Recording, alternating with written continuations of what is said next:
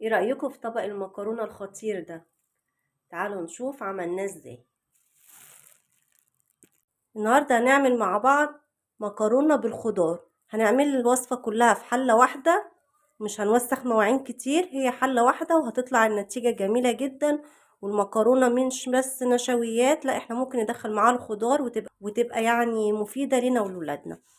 المكرونة اللي بصلصة دايما ومكرونة بتومة والكلام ده، لا احنا هنغير النهاردة مفهومنا شوية عن المكرونة ونخليها مكرونة بالخضار. هحط كده اي مادة دهنية عندي، سمنة او زيت، حوالي معلقتين كده. انا بحب المكرونة الخواتم تكون في التحمير، لو حابة الحجم الاصغر من ده مفيش مشكلة، اللي هي المرمرية. هبتدي اقلبها كده واحمرها، هحمرها بقى وارجع لكم تاني. كده المكرونة بعد ما حمرناها معانا بالشكل ده، هبتدي انزل عليها بالفلفل الالوان، اديها تقليبة معاهم كده. انزل بكام ورق لورا كده واقلب برضو. هبتدي احط مرقة خضروات، ودي اختياري، عايزة تحطي ملح بس وتظبطي ملح وفلفل تمام. شوفي الالوان اصلا عاملة ازاي. هحط بقى الملح والفلفل واعمل حساب ان انا حاطه مرقة الخضروات، واظبط ملحها وارجع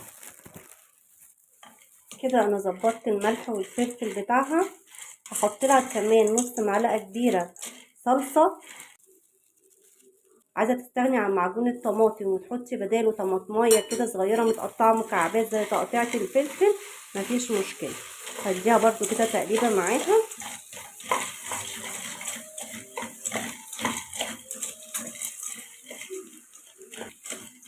الريحه اصلا وهي لسه مستوتش تحفه. بزودها بقى ميه سخنه بتغلي، ولازم تكون ميه سخنه بتغلي.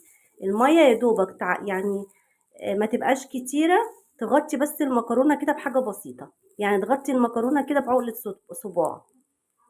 تمام. احط بقى الميه عليها، اديها تقليبه كده واغطيها واسيبها على نار عاليه تغلي، وابتدي احس ان هي بتتشرب كده زي الرز. هوطي عليها النار واسيبها تكمل سواها. وده كده شكل المكرونه معانا بعد ما خلص بالشكل ده. عايزه اقول لكم يا جماعه بتبقى مفيده جدا ومغذيه، خاصه بالخضار اللي فيها اللي هو الفلفل الالوان، وشكل الطبق اصلا يفتح النفس. مش عايزاك تزودي الميه كتير على المكرونه علشان ما تتهريش معاكي وتاخد سوا زياده. يا ريت تجربيها وتقولي لي ايه رايك فيها. لو عجبتك الطريقه ما تنسيش تحطي لايك وتعملي اشتراك في القناه وتفعلي زر الجرس على الكل عشان يوصلك مني كل فيديوهاتي.